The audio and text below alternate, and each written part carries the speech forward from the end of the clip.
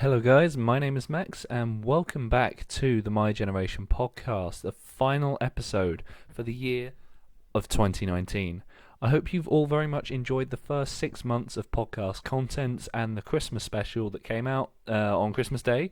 The first and currently only filmed episode of the podcast, so I'd love to hear your feedback on that episode. But today we're talking the best films of 2019. I wanted to put out a sort of a poll on my Instagram page, sort of asking for your top 3 movies of the year, and go over just some of the films I saw this year, why they were my favourites, and why they're in the list. This isn't an official podcast episode, so we're just going to go through in quite a casual fashion. I've got a list of all my favourite movies, all ranked. So I've got all my 10 out of 10s, all my 9 out of 10s, all the way down to 1 out of 10, which doesn't have too many and doesn't have any 2019 movies in them. 2019 was a pretty good year for movies, for the ones I saw, at least. I'm very happy with this year in film. Definitely some strong contenders that are up in sort of the 9 out of 10. There's a couple in there, a couple in the 8s out of 10s. That's mainly where we're going to be hovering today. And then sort of throughout the episode, I'll sprinkle in the thoughts and opinions of the people on my Instagram page. You can follow the My Generation podcast on all social medias. Links are in the description. And also, we're now on Soundcloud as well, so you can also go down there to get all of the podcast content. We're currently moving all the episodes from YouTube across to Soundcloud, so you can listen any way you would like. But first, we're going to go into my top 3 movies of 2019. In fact, I'm going to just talk before I get into the exact top 3. I'm going to go for some that sort of just missed the cut. So first I'd like to talk about Le Mans 66, which is a fairly recent one. A lot of the movies in this list I watched at the tail end of 2019, which helps for sort of recounting them. I think Matt Damon and Christian Bale had so much to do with their roles within this movie. They both were incredible. The performances in this movie were just stunning, and the way it was shot, you really sort of felt the intensity of every moment in Le Mans 66. It was quite an action-packed movie, a lot happening all the time. It felt like it was always moving, and obviously it's a period piece. Everything looked accurate, everything was very impressive, and it just felt like quite a nice movie to me. It felt very empowering, it felt very sort of visceral. I felt like I was there in the car for all the times they were driving. I felt I was in that seat with them, and the way information sort of slowly revealed to you throughout the movie as well. It's really nice. It's a really nice movie. One that caught me by surprise, because I expected it to be sort of fairly average. But as I was watching it, I realised that just the way it's storytelling, the way it's going through legacy, having sort of 2 companies, sort of Ford and Ferrari, fighting against each other, that angle of it's really, really interesting. There's also some, because you side more with Ford during this movie, but there's also some sort of tensions when even the people within Ford aren't necessarily all rosy, and Ferrari isn't necessarily just evil in this movie either. There's a good sort of crossover of it as well, and it's very much a product of its time, but does bring something to the modern day. And I knew very little about this story, so it's really interesting to me. The next movie I would like to talk about is The Dead Don't Die, which was by Jim Jarmusch, who is a really great film director. He owns pretty much all of his own films. They're not owned by like a production company. He owns them, or at least most of them. I was introduced to him earlier in the year through the movie Mystery Train, which is a fairly old movie. But that was really, really good. And when I heard he was making a movie with Bill Murray and Adam Driver, and it's like a blockbuster, but it's not, I was already signed up for the ride. Yeah, Mystery Train came out in 1989. The Dead Don't Die coming out this year, and it was just such a fun movie. It's deadpan humor, but I love that style of humor. It was really, really fun to watch, and the chemistry between all the main actors were just great. There were some lovely cameos. I mean, Selena Gomez was in the movie, and she was great. Which was again, this movie just kept surprising me, because Jim Jarmusch is known as quite an indie filmmaker, in the sense that he doesn't have massive budgets to work with, But yeah, there was some like shots in this movie that shocked me with the production value level. So I think this is almost a spoof on the modern day blockbuster, but also a really funny zombie movie. It's definitely a slow burner, and if I didn't know who Jim Jarmusch was, I would have known from this that this was an indie filmmaker coming across to the sort of mainstream medium. It's a blend of the two, and I think that really works in this film's favor because you can tell that Jim Jarmusch knows this. And even though there's some ridiculous things that happen in the movie, absolutely ridiculous, but they happen in the best way. It's not a serious movie. Don't take it seriously. If you go in with that, you'll love it. You'll have a great time, and I would really, really recommend you watch it because I think it went a little bit under the radar. I don't think that many people saw The Dead Don't Die. Please do leave a comment if you did. Out of all the movies in this list, there's a couple more I'll mention later in my top three. The Dead Don't Die is certainly a film that I don't think many people saw, despite it getting a fairly decent release, and it had Adam Driver in it, which is a big draw with Star Wars, obviously, The Rise of Skywalker coming out sort of 4 or 5 months after it was in the UK cinemas at least. Next, I wanted to talk about Joker. This was a very poignant movie for sort of today's landscape. It was a movie that speaks politics, it speaks about so many different things, mental health, in really unique and interesting ways. It's like Taxi Driver with a DC sort of skin over the top of it, but it still has its own voice and its own story. It's a movie that I didn't expect when I went in to have the sort of cultural impact that it's going to probably have. It raises a lot of issues and talks about them and shows them, and I feel like it's quite a resonating movie with people. It does show a sort of bleak side to the world, but it's deliberately so. But also there is a bit of light in it. I don't really know how to sort of talk about Joker, especially not without spoiling it. But it's one that I would recommend watching, even if you're not sort of a comic book fan, because it's not a comic book movie really. It's got the character of Joker. It's got some other characters around that, but it's not really a superhero supervillain film. It's how one fairly normal person can be corrupted, or forgotten, or left behind, and what that damage can do on a larger scale, which is a really interesting subject. I would recommend it in sort of a strange way, but it's definitely going to have a big impact. Some people will be surprised I haven't put it in my top three, but I've definitely put it on the list as a really good movie from 2019. And the way it was shot as well, the style, the beauty of the environments, the color palette is very consistent and striking, and all of the performances in this one are especially really good. Next, moving on to, we've got 2 more movies I want to talk about before I get to my top 3, and it's John Wick Chapter 3. Unfortunately, I'm definitely the worst person to talk about John Wick because the only John Wick movie I've seen is Chapter 3. And I imagine in the comments people are maybe going a little bit mad at me, or you are listening to this, but I really liked it. It was so fun, and even though I don't know what happened, or I still haven't looked into the plots of the other 2 movies. I don't know, I really enjoyed this one on its own. There was something fascinating to me, actually, about a movie starting with like a countdown to someone being chased, and me not really knowing a whole lot about that going in. That was really, really fun. And I was in a really good place, like really happy going into this movie, because I was doing, if you go all the way back to the very first episode of the podcast, I talked about a social media detox that I did.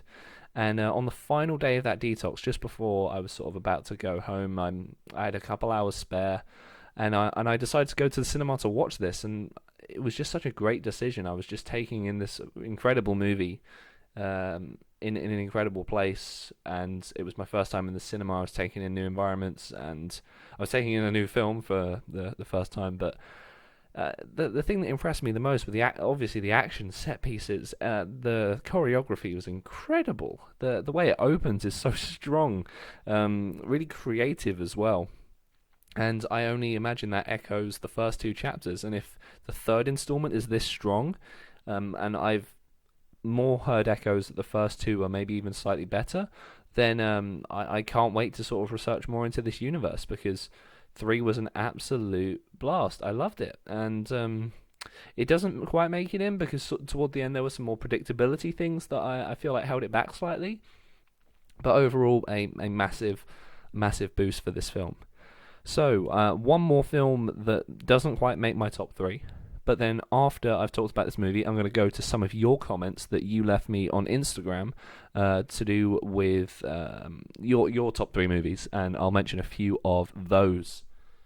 So, the first film I'd like to talk about quickly is Rocketman. So, I saw Rocketman in cinemas with my mum because my mum is quite a big Elton John fan, and this was just a lovely film to see with her, because obviously he has sort of a troubled connection with his family, or an interesting connection with his family, and seeing it with my family, with my mum, it was really, really nice. It was definitely a film that sort of brought us more together because we could sort of talk about it and take it all in. It was entertaining, also heartfelt at the same time. The performance was incredible. Playing a character like this is not easy, and that was the bit that had to really work, and it did. And because of that, I really, really enjoyed this film. Would thoroughly recommend if you're into Elton John's music at all. This is definitely a film that I think does justice. It did justice for my mum, who I saw this with, who was an Elton John fan. And if you haven't seen it yet, it's something that you should be definitely taking in. This is a film for you. Now, I do want to go over some of your comments. So, my good friend Evie, she mentioned her top 3 movies of this year was Klaus, Lion King, and Rocketman. So, thank you for commenting, Evie. Thank you for bringing that to us. I haven't seen Klaus or Lion King, the remake. I find the subject of the remakes quite interesting. I'd love to know in the comments what you think about remakes, because I saw the Jungle Book one, and I thought that was alright, but again, it was just alright. It was nothing special to me. The visuals didn't feel special. It did feel like a strong movie. It looked impressive. It definitely was. And when that Jungle Book one came out, I feel like that was like a massive turning point. Like, once we saw what we could do, the visuals of The Lion King, from what I've seen from the trailers, it all looks beautiful, but the recreation of a story beat for beat, I don't know. I'm interested. I'm really happy that you've put it into your top 3, Evie. I haven't seen it. I'd like to know what you think about it. I think it's an interesting direction we're going in with these types of films. I've heard a lot of good things about the Aladdin one as well, about how they still at least bring in new elements to give it a modern impact and actually bring it into the modern age, but still sort of keeping true to the original stories. But yeah, well, thank you, and that's made it to your top 3. Emma messaged in. Thank you for messaging in, Emma. Your top 3 were Avengers Endgame, Terminator, and Doctor Sleep. Now, it's interesting. So Avengers may mention that a little bit later on in this episode, so I might skim over it. Terminator, I don't know how to feel about that one as a top 3 of the year. I'm really glad that you enjoyed those films and that they resonated with you. And the sequel, Doctor Sleep, to The Shining. Again, 2 films that I didn't get to see this year, was Terminator and Doctor Sleep. But they're on my list to watch. From what I can tell from Ewan McGregor's acting within the trailers of Doctor Sleep, it looks like such an interesting film. The Shining didn't feel like a movie that needed a sequel, but it's done quite well, and it's amazing that it made it into your top 3. I'm really glad. I'm going to read out one more, then I'm going to go to my top 3, and then we'll go back to a couple more comments that we got as well. So Hannah messaged in. Thank you for messaging in, Hannah. All of your top 3 was The Irishman, which is just great that film like really impacted you. It's an epic. It's like, how long is it? Is it like 3.5 hours or something? I haven't sat down to watch it yet. It's I'm recording this a little bit ahead. I'm recording this on the 22nd of December, and so I may have seen this by the time that the video comes out. But The Irishman, yeah, I've heard so many great things about it. I've heard it's such an epic, such a a great deep movie, but like it doesn't feel its runtime is something that I've heard that's quite good. I definitely had that with Blade Runner 2049, which is one of my favorite movies of all time, and that movie is just shy of 3 hours, but doesn't feel it at all. So it's really great that that movie resonated with you. I'm definitely going to be watching it. It's at the tippy top of my watch list. And you messaging that it's your three favourite films are all The Irishman only reinforces my need to watch it. So we're going to be going back to the last couple of suggestions that people had for movies of the year in just a moment. But we're going to now go to my top 3 films of the year. And I struggle to put these in any particular order, really. I saw, interestingly, 2 of the 3 movies that I'm mentioning I've seen in the last couple of days, which is rather interesting in of itself, but it means they're still quite fresh in the memory. I'm going to talk about the one that I haven't seen in the past few days first, though, and I think this one is my third place, but it's Avengers Endgame. I really enjoyed it. I definitely don't think it was as good as Infinity War. Just because Infinity War was such an epic and constantly moved from scene to scene and felt like it was going and was all guns blazing. It felt tense and impactful, and Infinity War is easily a 9 or a 10 out of 10 for me. It's one of the two. It's such on the line for me. I'd probably put it at a 9 out of 10 just because I'm quite critical with how I review movies. But Endgame was just a little bit of a step down for me. There was a handful of decisions that I wasn't as happy with, a few things that didn't make as much sense. The opening was a little bit messy in places, but these are all nitpicks because the way it tied up the first sort of 3 waves of Marvel movies was absolutely lovely. I will be spoiling Avengers Endgame for this. My top 3 movies I will... Well, I'm only going to spoil Avengers Endgame because it's been out for so long. The other 2 I will not spoil because they're lesser known movies, and so you probably haven't seen them. And so I'd want you to go in with as little information as possible from this review. But Endgame has been out long enough. If you cared about Endgame, you would have already gone to see it. It's a but I'm just going to hopefully share the views that you've got with it. It is masterfully crafted. It's tying a lot together, and so much rides on it because it is the third act of effectively 11 years of movies.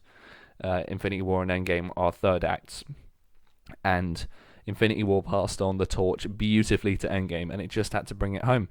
There were some really great moments for individual characters. The bit that really caught to me emotionally at the end was Captain America and the song when he gets his dance right at the end, because it just leaves such a great contemplation and reflection.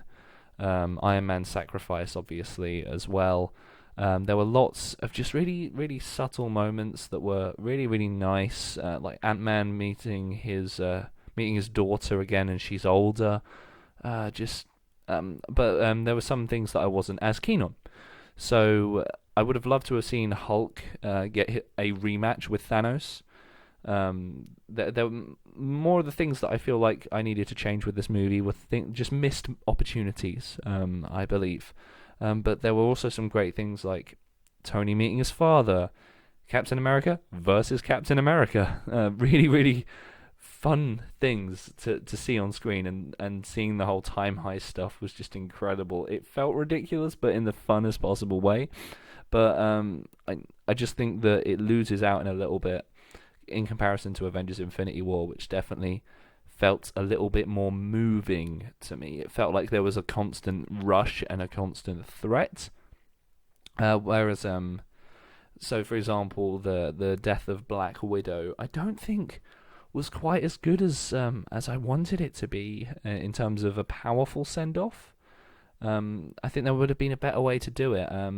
Having her be within the Soul Stone is something interesting to me, but it's the way it was handled. I'm not as big a fan because both of these humans haven't seen alien environments like this before, and they kind of take it in their stride. There's a little bit that more could have been done with it. Also, there, if you were going to do that, I think a scene that could have rectified it is when Hulk snaps to bring back everyone. If he had a scene like Thanos had with Gamora, where he went to see her in the Soul Stone, which is what I infer that scene from Infinity War is when Thanos snaps, you go inside the Soul Stone to communicate with the person whose soul was sacrificed for you to do what you do. And to see Hulk, Bruce Banner, snap and then go straight into the Soul Stone, and just to tell Black Widow that they did it, would have actually been really, really great. So my problems with Endgames are more missed moments, and it definitely feels its runtime in a way that Infinity War didn't, and a way that The Irishman clearly didn't for Hannah. I do feel that Endgame does feel its running time a little bit more, because it slows down at points. Now, the other two movies that I'm going to put into my top movies of the year. I'm sorry, I'm zipping through movies here at this point, but I'm going to try and link every single movie that, whether I recommend them or a commenter has mentioned them as well, I'll mention all of them in the description of the YouTube video and on SoundCloud as well, so you can get all this information and go away and watch some of these movies if you didn't get around to seeing them. Even some of the ones that I haven't seen, like Klaus and Doctor Sleep, they've been recommended by other people, and I would very much trust the opinions as well of the people commenting, because we'll see if you like them as well. If you see a film that was recommended in this podcast, come back and let us know how it was. I'd love to hear it, if especially with these two coming up. So, my top two movies of the year. I'm going to start with what I would definitely put in second place, which is a film. It's a French animated film called I Lost My Body. It's available on Netflix, and it's so interesting. It's sort of split into two parts, the story. Or two different stories that are happening simultaneously. The first one, our protagonist falls in love and sort of tries to get closer to her. It's quite a traditional romance, even a little bit sort of stalkery at one point, but in a way that's handled quite nicely.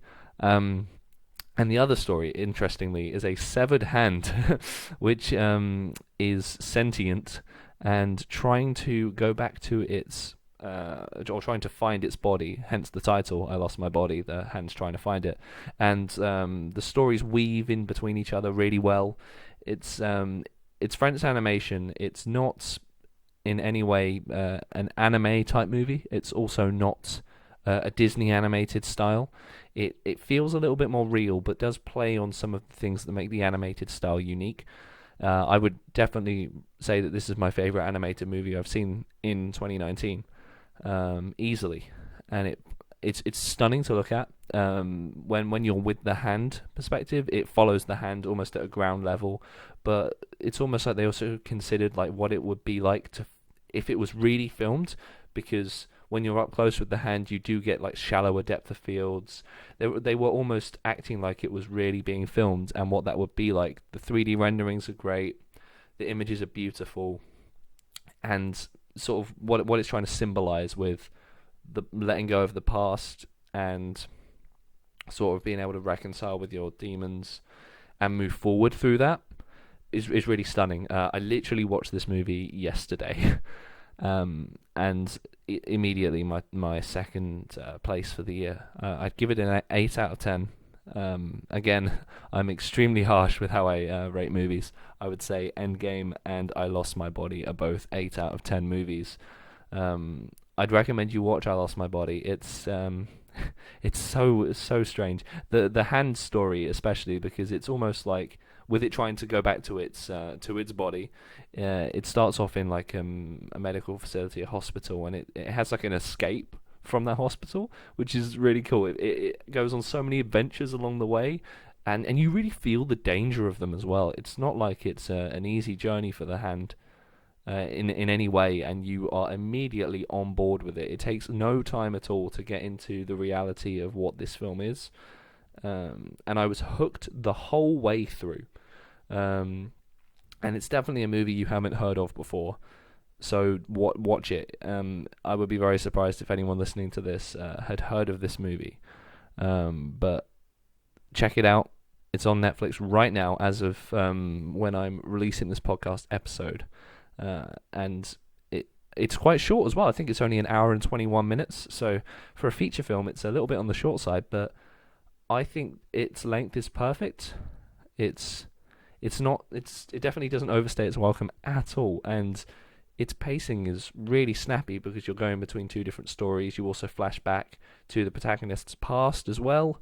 Really lovely.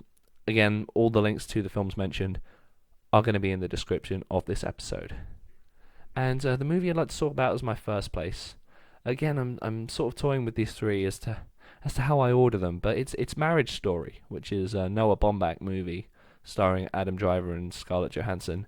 I only saw this one a couple of days ago as well, but I'm a big fan of Noah Baumbach's films. The Meyerowitz stories is one of my favourite movies. It's in terms of dialogue and performance, and that trend continues with Marriage Story. The biggest strengths are the small scale of this story. It's very similar to Blue Valentine, but in the way that Blue Valentine explores the deterioration of a couple in an interesting way, Marriage Story, they're still on pretty good terms with each other, but it explores it from a more legal side and how taking it to a legal sense can sometimes get them to almost say things they don't mean. Small things get blown out of proportion, and it was really eye-opening. Because obviously in my life I've never been anywhere near this kind of situation, but what it does to both of them, it shows you an equal side to both characters, so Adam Driver and Scarlett Johansson's characters. You get to spend time with both of them on their own, both of them together, and you end up feeling for both of them. It's not like anyone in this story is a bad person.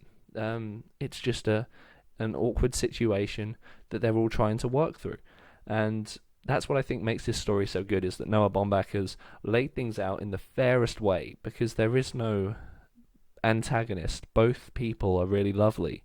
There's one argument scene in the middle, sort of two-thirds into the film, and it's almost funny to say that there's only really one argument scene, because that's just how great this film is at managing the fact that they're so comfortable together, but yet this whole thing's happening. And that argument scene is truly intense. The performances in this are the best of the year, easily. There have been some absolutely stunning ones this year, but the way these two interact with each other, you feel like it's a real marriage. You feel like it's a real relationship sort of breaking down. And there's a little bit within it, even though it's at a marriage level, that everyone can resonate with at any stage of a relationship that they've been at in their life. So even though I've not experienced marriage, I know that myself and a lot of people watching this will still resonate with how they're feeling and how they're interacting with each other. There's something so tragic about seeing two good people drift apart, knowing they're drifting apart, and knowing it's painful, but still having to deal with the problems that are arising from it. And there's a tragedy in it, but also a beauty, because they're still so comfortable and good around each other. They still help each other out throughout the movie, but pushing towards the climax, things are getting more complex and awkward. But it's just so fascinating, this movie. It opened my eyes to a lot of things, and I would thoroughly recommend it if you didn't know it was out. It was out on Netflix. I ended up getting my Netflix subscription in order to see this movie. I didn't even have a Netflix account up until like the middle of December in 2019, which as a film student I would say is pretty bad of me, but I got it to see this film. That's how much this film meant. And now, as a result of that, I found I Lost My Body, which I otherwise would not have seen, because I was really struggling for like a definitive top 3, and I didn't want to make this without having a top 3 that I felt was a top 3. And then I saw this movie and I knew then. But yeah, Marriage Story really pulls on your heartstrings, and the male protagonist, Adam Driver's character, he is a playwright and a theatre director, and I resonate with that, being a playwright myself. And so when they're talking at the start, because it opens with quite a nice montage of them talking about the good parts surrounding each other, that is a really nice opening, by the way. The way the way she talks about him, it was really, really interesting. Especially the sort of theatre angle of it, the creative side of him, and how this sort of whole situation takes over his job, really. But I would thoroughly recommend Marriage Story. It's a 9 out of 10 for me. Easily a 9 out of 10. The same I would put the Meyerowitz stories at. I'm a massive fan of not of films that have incredible dialogue and incredible acting and manage to get that across on film, and Marriage Story does that. Read the script of it. I've taken a look at some scenes that have also had the script running alongside them, and namely the argument scene, and it's really, really great dialogue, really great, and it tells you a lot about the human condition, because they feel like a real couple. They feel so real, and that's a real credit to Noah Baumbach. Every movie he does, the protagonists and all the characters, they all feel real, layered people. They just feel like normal people that you could know, in really quirky, unique, individual subjects and situations, but still normal people. Now I'm going to move back to some more comments that we got about other people's recommendations for their top 3 films of the year. And so Thomas messaged in. Thank you for messaging in, Thomas. You said Star Wars, the Rise of Skywalker, interestingly. Also Joker and It Chapter 2. So I do have opinions about these movies, because I've seen every movie on this list. And Star Wars The Rise of Skywalker, I'm really glad that it made it into your top 3 for the year. I put out a review for The Rise of Skywalker on the day it came out, because I saw the midnight release. I thought it was alright. I thought there was some good. I thought there was some bad. There was a numbness to me watching it. I didn't feel as much as I was hoping to in it. I'd still say it was quite a good wrap-up in general to what was happening. They handled the Carrie Fisher situation extremely well. The Rey and Kylo Ren moments were easily the best for me. When it was those two, the film was at its strongest. But there were some quite wild decisions made. Some that were really bold and really good, and some that I just didn't think landed. You can hear more of that in more detail if you watch that review from last week. That is on the YouTube channel at the moment, and you can find that in the video description. It Chapter 2. I don't think it was as strong as the first one. I'm again really glad that you enjoyed it and it made it into your top 3. It was the performances, I'll say, were amazing. Really, really amazing performances. Like the way that the actors transition from being young to being old, and the older actors, the job they did was incredible. You still felt like it was a continuation of the characters. I feel like the horror elements were taken too much as a joke sometimes, which pulled it out for me a little bit. I haven't mentioned it in my sort of list, but really glad that it entertained you thoroughly, Tom. Thank you for messaging in. And Joker, again, we've talked about Joker, which is also good. Although Thomas did also add on the end saying, I was unhappy to hear that Jojo Rabbit releases next year. And that'll have to make it into the 2020 video, which I hope to do with some more guests as well, get some more people in this conversation for next year. It'd be really interesting, because there's some movies I'm really excited for next year. One movie is technically a 2019 release, but doesn't come out in the UK until 2020, which is The Lighthouse.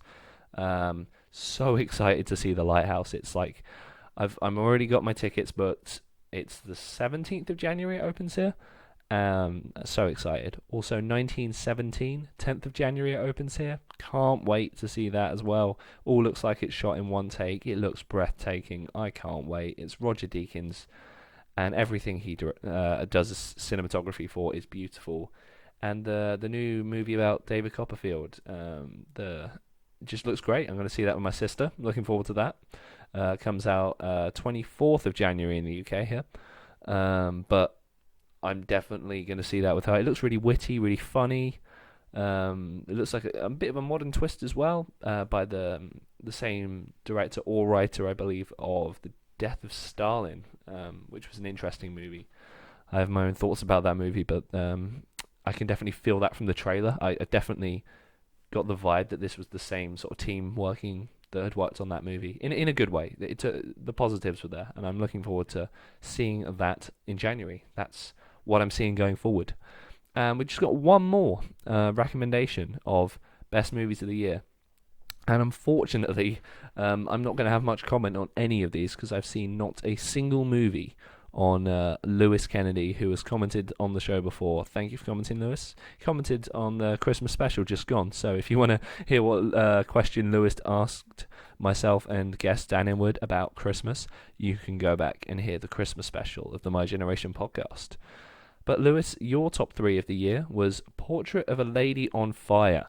And now I knew nothing about this movie before I saw your message, and I've moved it very high up my watch list because it looks very intriguing. That's all I'm going to say because I have not seen it.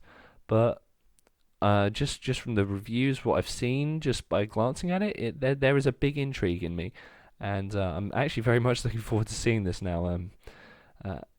Thank you for bringing it to my awareness, and I definitely recommend it to you guys. I'm going to be checking it out. The Irishman again, which has been previously mentioned, and Once Upon a Time in Hollywood. Interesting, because that was a movie that was very polarizing. I've heard a lot of different things about it, but I haven't seen too many Tarantino movies, unfortunately. His style is not something that clicks with me, even though I am aware of the craft and the immense standard that goes into his filmmaking. I've just not seen many of them. It's not a style that I find as entertaining, but I can see where the joy is sparked from that. But that sort of concludes my thoughts. Thank you all for commenting in. Really, really appreciate hearing your feedback about what your favourite movies of the year were. There's a lot of movies to go out and see now as a result of this episode of the podcast. Thank you all very much for listening. I love talking about movies. I'll probably be posting individual movie reviews sort of off schedule, like this episode is not on our weekly Thursday rotation of the podcast. I'll do some off schedule quick fire reviews of some of the films mentioned, so 1917, the David Copperfield movie, and The Lighthouse, especially The Lighthouse. No matter what, I'll be reviewing that because I'm so excited for that movie. But I appreciate you taking the time so close to the new year to listen to this episode. I hope you had an amazing Christmas. I hope you have an amazing new year. The next episode of the podcast coming up is the best of My Generation podcast for 2019. We go over the first 15 episodes of the podcast, and I clip out some of my favourite moments, talk about them in a little bit more of a general overview of the show and how it's transformed over the first 15 episodes, what it was like, why I started the show, and it's quite a long one as well, so if you've got a bit of time over this New Year's, it comes out on the 2nd of January, Thursday the 2nd of January, at 6 p.m, and you can definitely tune in and let me know what you've thought of the first 6 months of podcast content, because it's been so much fun to bring all this to you, and very fun to record this sort of off-the-cuff episode, because up until I saw I Lost My Body, I wasn't even sure if I would make this, and Marriage Story, which I also saw both of these within the last week of recording, which just immediately made me have to talk about movies for this year. And there are some movies that I saw that I haven't even mentioned, which were good in 2019 as well. But that concludes this episode of the podcast, an off-the-cuff episode brought to you this New Year's Eve at 6 p.m. And in 2 days' time, it's the best of 2019. Thank you all very much for listening. And I'll see you next week, this week technically, for the next episode of the My Generation podcast.